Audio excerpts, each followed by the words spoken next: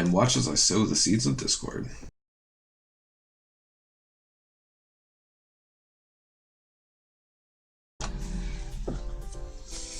So Bloom Garden, as it was described to me when I initially started asking a person in my local, shout out to Ryan, aka Coach, probably one of the better green players, not just in my locals, but with how he plays overall.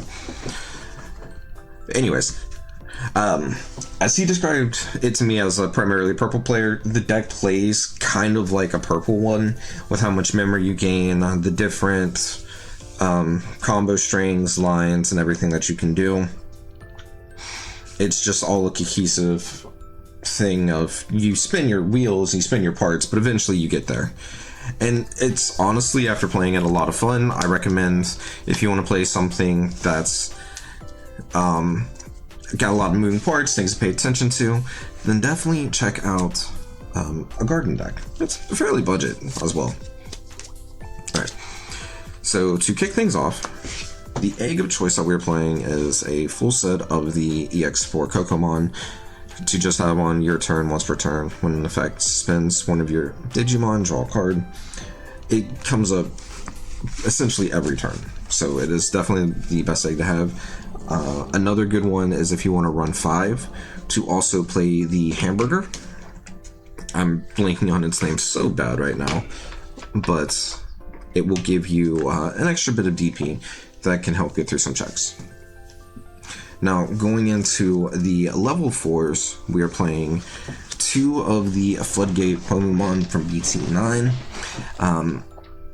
This can stop us, but if we can have it out there to slow down Royal Knight players or anything else that we be playing via effect while we're trying to set up, it's good to have.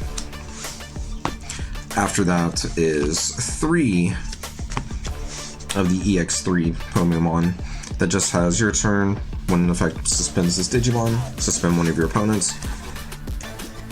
It can help to set up with Piercing via Bloomlord to get some checks, to do some other things, as well as just synergize well with a vast majority of the deck. Going into our 4-ofs now, playing 4 of the Lalamon from BT13. The on-play, reveal the top 3. Add 1 Digimon card with Vegetation, Plant, or Fairy in the trades, and 1 Yoshino among them to your hand. Place the rest on the bottom, so it can help find the Tamer, and it can find parts of the line. And then the Inheritable is pretty good too. Your turn once per turn. When this Digimon would Digivolve, if you have a green Tamer in play, reduce the Digivolution cost by 1. That helps significantly with our flamming. It is also the only rookie that we play with an Inheritable, because our next and last is the full set of Palmon from BT10. On play, reveal the top 4, add 1 Vegetation or Plant and 1 Fairy among them to your hand. So outside of 1 card, it can find every Digimon in the deck. And it goes just a little bit more than the Lalamon, but Lalamon does have the added benefit of its Inheritable reduction. Now going into our level 4s, playing 2 of the red Vegemon from BT10. Low cost, it can help choke early, or just be a low cost option to Digivolve into. And then 2 Yakimon from BT12 to have some blockers that can also be played via effects. And then once again, going into our next one, is the 3 of BT13 Sunflowmon to have the main suspend this Digimon. One of your Digimon may Digivolve into a Digimon card with Fairy, and its trades for a reduced cost of 2. And then it also has the when Digivolving, if you have a green Tamer, cost reduction. This helps set up very, very well with your Bloomlord plays. And then the final level 4 is a full set of Sunflowmon. Just straightforward, when Digivolving, suspend one of your green Digimon to play out a vegetation or plant or fairy trait and 3k DP or less. And then when something is suspended, draw a card. Alright, our suspended via effect. Now, to go into our level 5s, let's start with the one that doesn't synergize as much because it doesn't have fairy or plant or vegetation. But Argomon does have Digizorb 3, so it is a free level 5 essentially. And then sometimes the one attacking inheritable can come up. After that, another one of with Blossomon. Just another Digizorb 3, so it's another free evolution.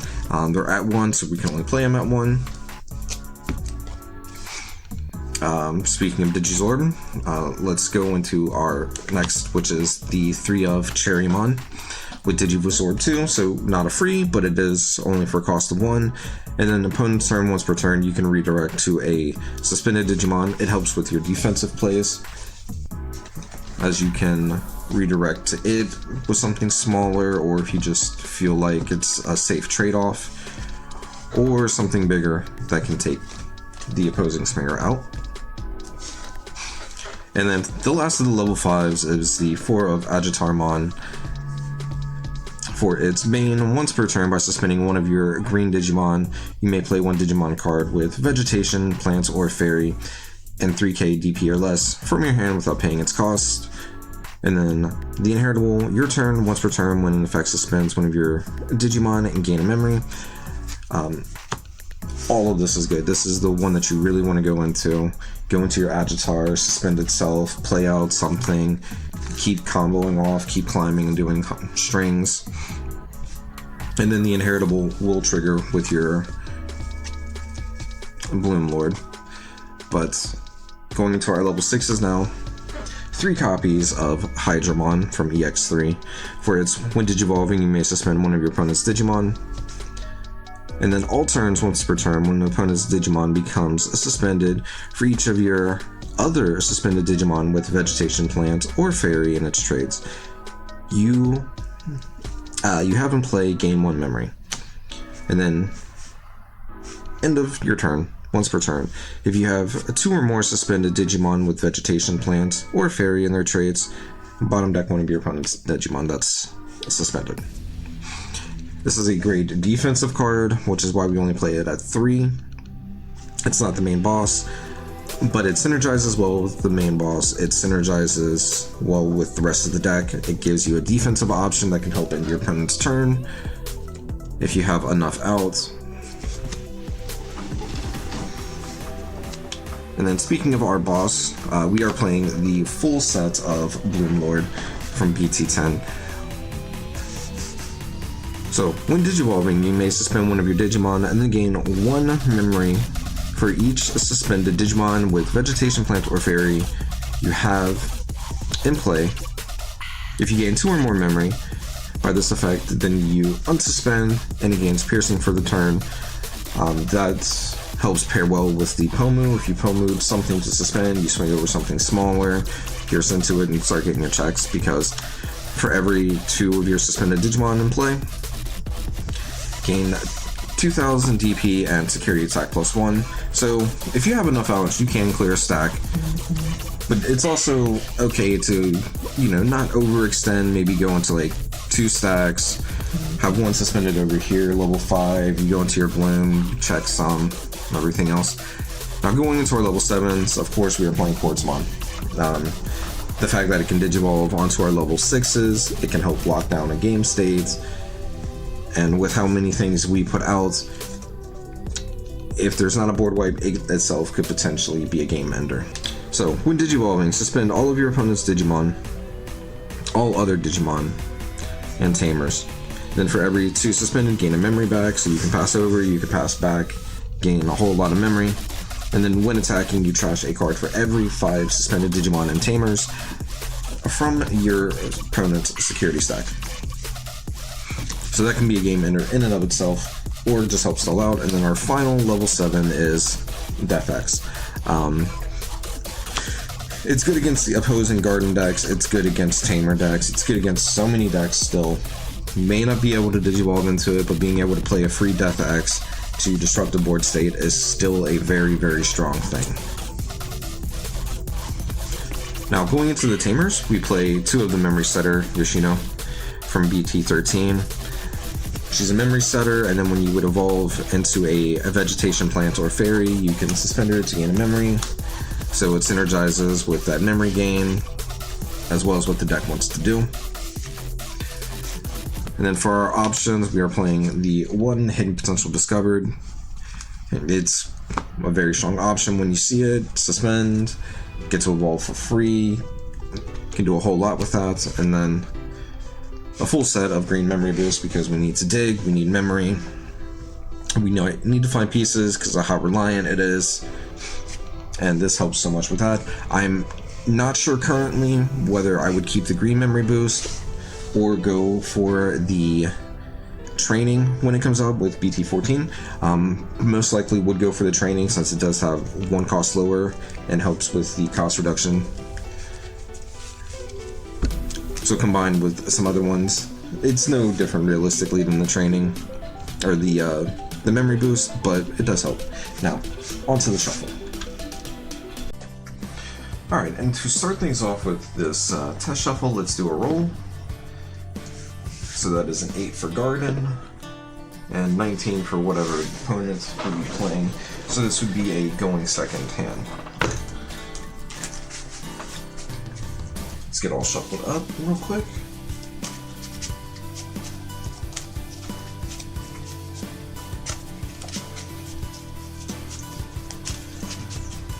Now, Garden is one of those ones that I feel is fine going first or going second. The extra memory helps to extend a little bit more, set up some more. Going second, being able to get your game plan going earlier was something that wants to swarm out as much as this one does. Alright, so let's see what our 5 would be.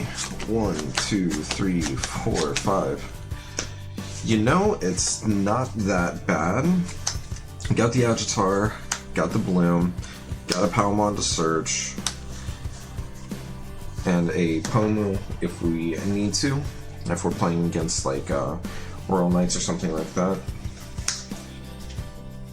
We would, you know, more often than not you wouldn't know when you first sat down, but if you're going second you would definitely know. And then the Yoshino Memory Setter. So let's go ahead and keep this one, and then we'll do the mulligan. 1, 2, 3, 4, 5. With the assumption that we were on the play. Alright, so let's see, say, you know, they do the typical play search or evolve in the back deal. We'll get past the 3. Alright, so we draw for turn. That draw is a Yakimon. Alright, so we're already starting to be able to see parts of the line.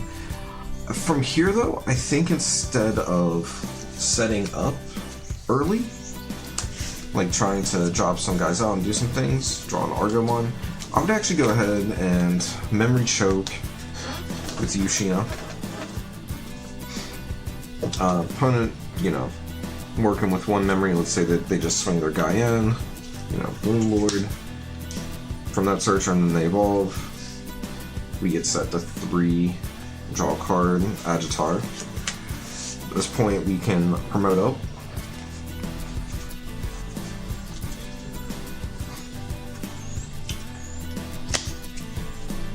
Or do we keep in the back? I think in this situation, it's still missing a few pieces, so we keep in the back, go into the Palmon, flip 1, flip 2, flip 3, flip 4. We have a Fairy type, and we have something to help with Digizord, but we also have the Argomon for that. So I think the better call would be the Red Vegemon. Bottom deck those, we have these in hand, and then we're able to choke at 1 again.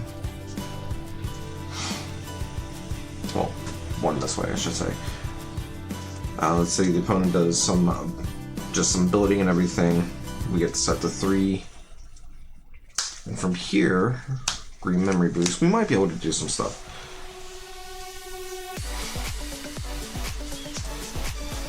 Alright, so we're already on champion, so let's go ahead and go into the Agitator for 3. Draw a card. That card would be Bloomlord. Go ahead and suspend the Ishino. Gain a memory. Looking at what we have in hand, we can go ahead and suspend Palmon for the Yakimon.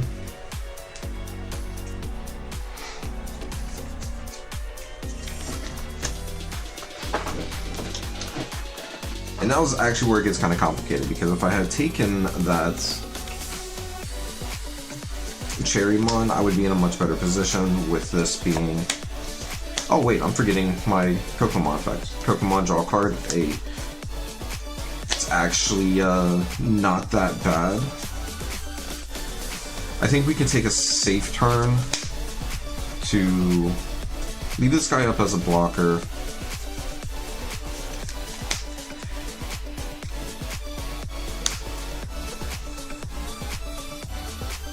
Yeah, because there's no way that we could suspend here to go into an Argomon and end up gaining memory back, because we only gain. So if we were to do that, to go into the Argomon and then go into here, I mean, that's actually not that bad of a play now that I think about it. That's the one thing with this deck, is a whole lot of thinking. So if we go that route, give up the blocker, go into an Argomon, draw a card, Sunflow this time. We can then go into the Bloomlord for 4. Draw a card. That card drawn is Sunflow. Suspend Bloomlord with its effects, which will gain 1/2 memory back. Unsuspend Bloomlord, gain 1 memory back with the Agitator. Yeah, the goofy things that this deck does, and then we can swing in. Because if we had one more way to gain a memory, we could do it again. And with this, we would be swinging for 2 checks at 14. Probably the safer thing to do in this instance would be to evolve for 2, draw Quartzmon, so we got something very prepared and ready to go for facing something on the clapback. And then drop a Sunflow in. And now essentially the opponent would, hopefully be able to gain some memory and do some things. The rest of the security for that match would be a hidden potential discovered, so we're definitely popping off next turn regardless. Sunflow, Agitator, Sunflow. But what would this look like going first, and assuming that we mulligan that initial hand?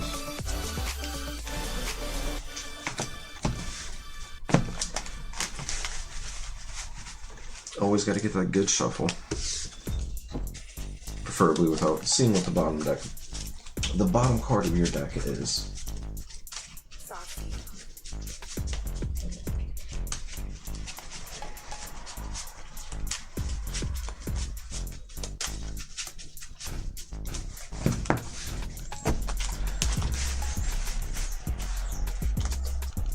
Another good one.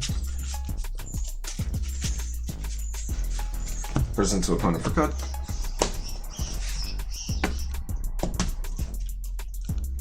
And now, our mulligan goes into Hydra, Red Veggie, Lala, Pal, Death Axe, so very defensive, but very able to get there with our security being not so strong, but we wouldn't know that.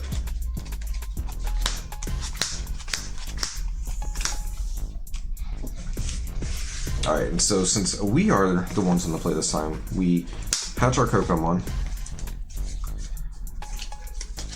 evolve into the Lalamon, draw a card, and the card we draw is a Bloomlord. We definitely need to find a level 5, so instead of choking the opponent, better to play out the Palmon, which is going to flip a Pono, a Quartz, a Pomu, and a Hydra. In this instance, with what we have in hand, we already have a Hydra in hand, so taking the Pomu to have that extra rookie, as this is the one suspend. So our opponent gets to do their thing. Let's say we get pass backs like 2.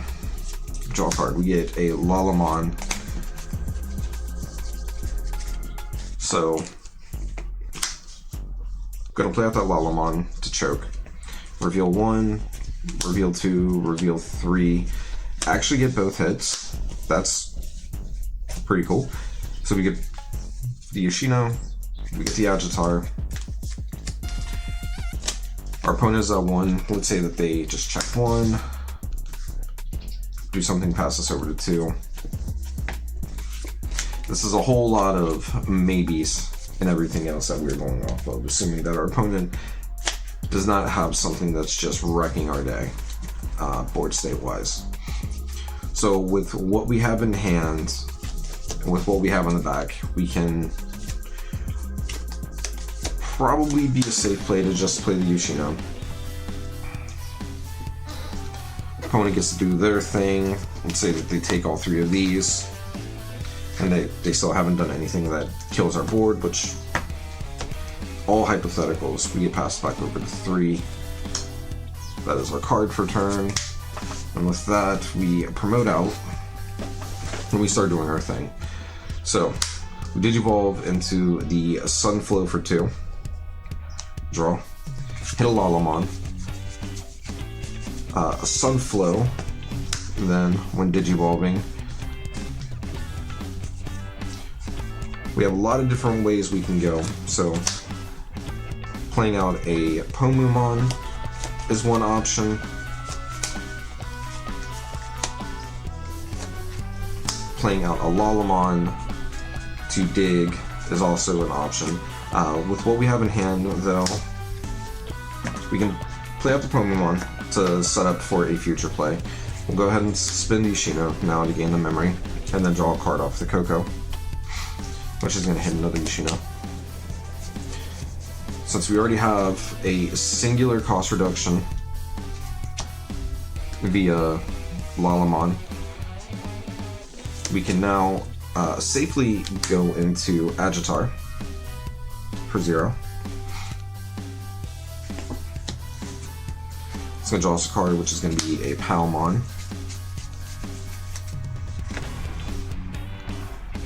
Now with Agitar, we suspend itself.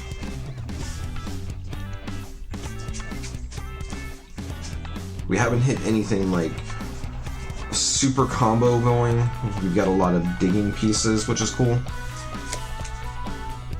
Probably play out another Belphemon just to get the 4 cards deep, which is Belphemon, Green Memory Boost, Yaki, and then the Wind Digivolving Sunflow, which would most likely be the card of choice taken. Currently, we're sitting at 2 suspended.